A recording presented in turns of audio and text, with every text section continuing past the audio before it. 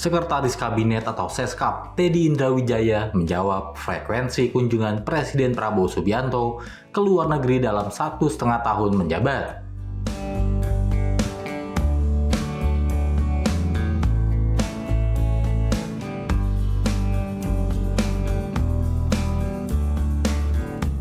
Teddy menjelaskan bahwa jadwal kunjungan Prabowo ke luar negeri ada yang telah dijadwalkan sejak 1 tahun sebelumnya. Namun, kata dia, ada pula jadwal kunjungan yang dilakukan mendesak. Menurutnya, saat ini perkembangan dunia sangat dinamis dan penuh ketidakpastian.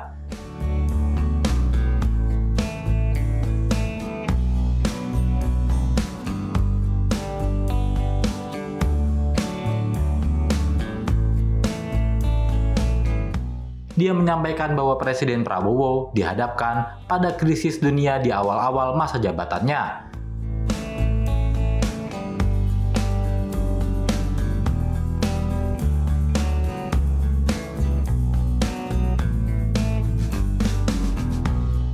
Mulai dari konflik di Ukraina, konflik Venezuela Amerika Serikat, hingga konflik di Timur Tengah. Sehingga Prabowo harus membangun hubungan diplomasi dan kedekatan personal yang baik dengan para pemimpin dunia lain.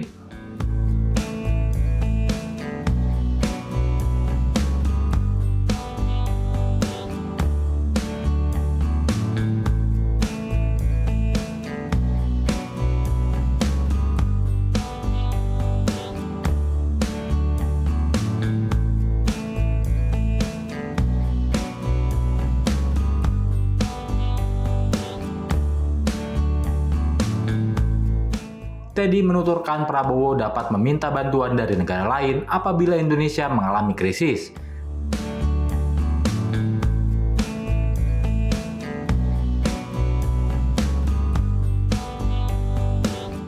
Teddy membantah kunjungan Prabowo hanya sekedar seremonial saja.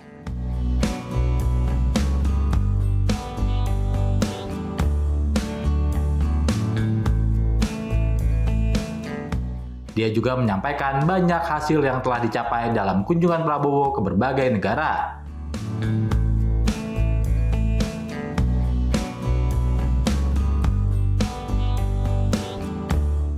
Teddy juga mengatakan bahwa jumlah rombongan yang ikut dalam setiap kunjungan Presiden Prabowo Subianto ke luar negeri telah dipangkas lebih dari 50%.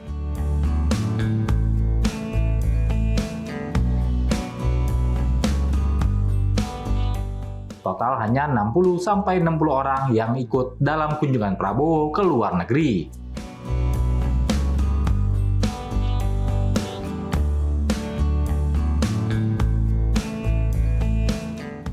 Jadi yang pertama, masalah biaya bila ke luar negeri.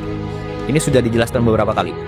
Jadi segala kelebihan biaya yang telah dianggarkan oleh negara itu sepenuhnya ditanggung oleh pribadi Presiden Prabowo. Kemudian yang kedua, jumlah rombongan. Ini sangat penting. Jumlah rombongan Presiden Prabowo itu sudah berkurang besar-besaran, lebih dari separuh dari periode sebelumnya. Jadi kalau dulu itu sekali keluar negeri bisa lebih dari 120 orang. Zaman Pak Dino seperti itu. Nah, zaman Presiden Prabowo jumlahnya antara 50 sampai 60 orang maksimal. Ini sudah banyak yang tahu, termasuk juga wartawan pasti tahu itu semua. Kemudian yang ketiga, jadwal harus 1 tahun sebelumnya. Jadi gini, perkembangan dunia global itu sangat dinamis, hari per hari. Nah, jadi ada jadwal tahunan dan ada jadwal yang mendesak sesuai kebutuhan dalam negeri dan luar negeri suatu negara, ya. Kemudian yang keempat, masalah protokoler dan frekuensi keluar negeri dalam 1,5 tahun terakhir. Jadi Presiden Prabowo itu adalah presiden baru yang mulai menjabat saat dunia sedang krisis. Sebelumnya ada konflik di Ukraina, ada di Venezuela, kemudian sekarang ada di Iran dan Timur Tengah. Itu terlibat Saudi, Qatar, Bahrain, UAE dan lain sebagainya, ya. Jadi setiap pemimpin tentunya harus bangun hubungan yang dekat antar pemimpin dunia. Dan kita tidak bisa hanya mengandalkan saat krisis baru kita minta bantuan. Tidak, kita harus panen hubungan yang baik. Lalu bila suatu saat ada kondisi mendesak, kita bisa minta bantuan. Dan begitu pula sebaliknya. Oke? Untuk itu perlu kedekatan pribadi, kedekatan emosional antar pemimpin, baik secara langsung, diliput media, ataupun tertutup. Nah, itulah diplomasi. Jadi salah besar kalau dibilang hanya gagah-gagahan, seremonial. Jadi kita harus lihat apa yang sudah dicapai dalam 1,5 tahun terakhir ini.